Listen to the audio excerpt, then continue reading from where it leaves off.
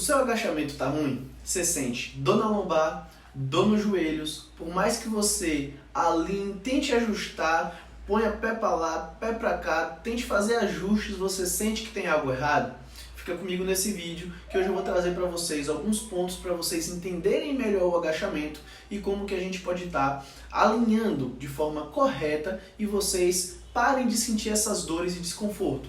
Não é normal a gente estar fazendo nenhum exercício e nenhum treino que gere dor e desconforto articular pra gente. Se vocês ainda não me conhecem, meu nome é João Batista, sejam bem-vindos ao meu canal. Aqui a gente fala sobre musculação voltado para fins estéticos. Pra gente começar a falar de agachamento, começar a entender o porquê que vocês podem estar sentindo dor e como que a gente pode resolver isso, a gente precisa saber o que é que vai estar influenciando no agachamento para que isso possa estar acontecendo. Então é muito importante a gente fazer essa introdução para que vocês consigam avaliar o movimento de vocês de forma mais específica e entender o que é que pode estar acontecendo ali que está causando essas dores. Primeiramente, a gente precisa entender que não existe um movimento padrão e um alinhamento padrão de agachamento. Existem diversas coisas que podem alterar esse padrão de movimento. E aí a gente vai acabar tendo um agachamento diferente do outro. E isso não quer dizer que esse movimento está errado. Simplesmente pode estar alinhado mecanicamente para as especificidades daquela pessoa. E não quer dizer que o movimento está errado. Dentro desses pontos, a gente pode ter variação do movimento causado por tamanho do tronco, tamanho do fêmur, profundidade do acetábulo, mobilidade articular e encurtamentos musculares. Todos esses fatores vão ser, digamos que, cruciais para a gente fazer ajustes para que o agachamento se adapte perfeitamente ao seu caso no momento. E aí a gente pode dar alguns exemplos para vocês entenderem melhor. Como no caso de uma falta de mobilidade articular do tornozelo, vai ser inviável que aquela pessoa projete tanto o seu joelho para frente, o que vai impedir que aconteça ali uma dorsiflexão, digamos que é reduzir o ângulo entre a nossa tíbia, que é a nossa canela, e o nosso pé, então ali uma dorsiflexão menor, o que vai interferir no paralelismo entre ilhas no final do agachamento. E isso não vai permitir que ele faça aquele agachamento bonitinho, alinhadinho, que a gente gosta de ver com o tronco e a tíbia alinhadas. Um outro ponto também que pode atrapalhar é a profundidade do acetábulo, como eu falei. Algumas pessoas têm um acetábulo mais profundo. Para quem não sabe, o acetábulo é ali onde encaixa o seu fêmur. Então, algumas pessoas têm esse encaixe um pouco mais raso. E aí vai acontecer uma retroversão da pelve, que é quando o bumbum ele entra, o glúteo ele entra. Sabe quando a pessoa vai agachando e a pelve faz aquela curva? Isso pode estar sendo causado por conta da profundidade desse acetábulo, que é menor do que em algumas outras pessoas. E é normal. Então, tendo em mente que tudo isso pode interferir no alinhamento perfeito do agachamento para cada pessoa, a gente vai partir para coisas mais padrões. Então, coisas que a gente consegue ajustar de uma maneira que acaba ficando mais agradável e mais facilitado o movimento para a maior parte das pessoas, que é o que vai ser útil para a maior parte de vocês. Primeira coisa que a gente tem que se preocupar, os pés. Tanto o posicionamento dos pés quanto o arco plantar, que é uma coisa que vocês negligenciam demais. O arco plantar é aquela curvinha que você tem embaixo do pé. Então algumas pessoas têm o que chamamos de pé chato ou pé pronado e aí tem um agachamento extremamente prejudicado só por conta disso. E muitas vezes essa compensação vai gerar até desvios posturais que vai acarretar uma série de outros problemas e a gente consegue resolver. Além desse pé pronado ou pé chato, a gente também tem que se atentar ainda nos pés ao posicionamento deles. Então, naturalmente, é mais importante que o seu pé esteja posicionado um pouquinho mais para fora. Mas por que posicionar o pé um pouquinho mais para fora? Porque, naturalmente, quando a gente posiciona o pé para fora, a gente, de certa forma, facilita a rotação externa do quadril, que é rodar a sua perna mais para fora.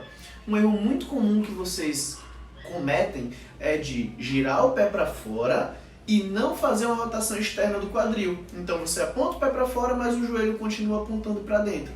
E aí, ao invés de você facilitar e melhorar o seu movimento, você vai piorar ainda mais, porque a gente vai pegar um desvio que já acontecia e piorar, que geralmente, principalmente nas mulheres, é a questão do valgo dinâmico. Quando vocês agacham, o joelho vai para dentro. E observem como as coisas vão acontecendo uma após a outra, como se fosse uma bola de neve. Nesse caso, a gente chama de desvios ascendentes ou consequências ascendentes, que uma coisa vai acontecendo por conta da outra. Lembra que eu falei que o joelho de vocês vai girar para dentro? Então, quando o joelho girar por conta do valgo, a gente também vai ter uma rotação interna de quadril. Então, seu quadril, seu fêmur vai girar dentro do seu quadril. E aí a gente desalinha o movimento todo, bagunça o movimento todo, a gente começa a sentir dor, a gente não tem um bom desenvolvimento, principalmente de vasto lateral, que é essa parte aqui de fora da perna. Então, por isso que vocês não têm essa parte tão desenvolvida, porque tem todos esses desvios envolvidos. E pra gente finalizar essa parte de alinhamento mecânico, a coluna. A coluna a gente tem que se preocupar com duas coisas. Primeiro, se você não tem uma escoliose acentuada ou um desvio muito grave, onde vai ter consequências negativas, a gente está posicionando uma carga axial, então a gente está colocando ali um peso em cima da sua coluna. Caso você não tenha, a gente tem que se preocupar com o posicionamento da sua coluna sem fazer uma flexão de quadril excessiva. Porque o que é que muitos de vocês fazem? Quando vão fazer o agachamento, ao invés de descer com a flexão de quadril menor e o seu tronco um pouquinho mais reto, vocês compensam o movimento fazendo uma flexão de quadril excessiva. E aí vocês inclinam muito esse tronco. Quando vocês inclinam muito esse tronco, o que vai acontecer é que a distância da resistência para o eixo de rotação, que é o seu quadril, vai aumentar muito. E aí a gente vai precisar de um trabalho muito maior dos seus eretores da espinha nas suas costas e do seu quadrado lombar. Então isso vai fazer com que essa região precise trabalhar muito mais de forma isométrica. E aí é onde vocês começam a sentir dores nas costas e principalmente lombalgia, que é ali aquela dor lombar no agachamento. A gente não pode esquecer de que essa dor lombar, ela também pode estar acontecendo por conta da retroversão.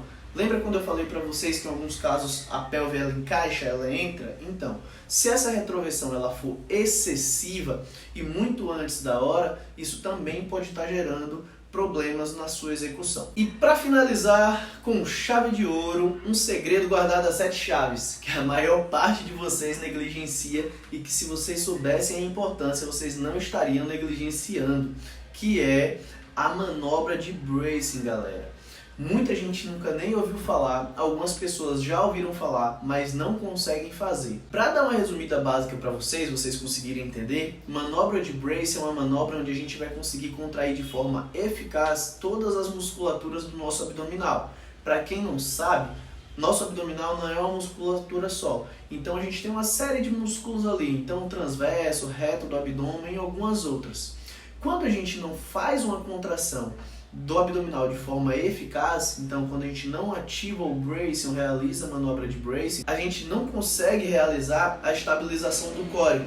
E essa estabilização ela é muito necessária, principalmente porque a ativação do bracing e a contração eficaz desse abdominal é o que vai gerar a estabilização lombopélvica. Então ali da sua região lombar e da região da sua pelve.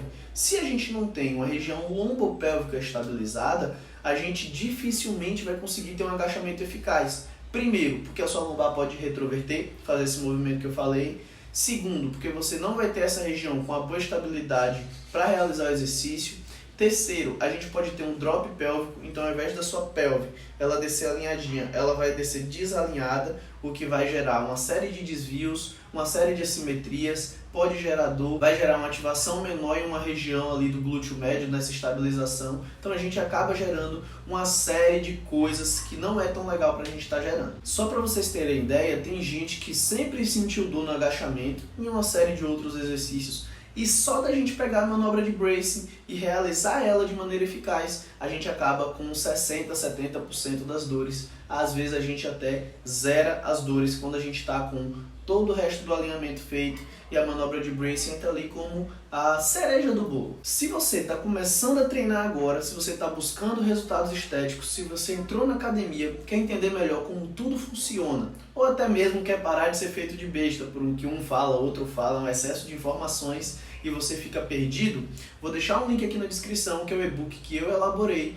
onde a gente vai ver a base da musculação voltado para fins estéticos. Então desde o início até as técnicas que a gente precisa saber na hora de pensar e elaborar um treino voltado para ter resultados estéticos, seja no momento de hipertrofia ou seja no momento de emagrecimento. E se você assistiu até aqui, eu te agradeço pela atenção e pela audiência. Se não é inscrito no canal ainda, se inscreve aqui embaixo e não deixa de dar o joinha, galera. Não deixa de curtir. O curtir ele é bem rápido e é de graça para vocês. E pra gente que está aqui produzindo conteúdo, vai fazer uma diferença absurda. Vocês não fazem ideia do quanto o seu joinha me estimula e me ajuda a continuar produzindo conteúdo.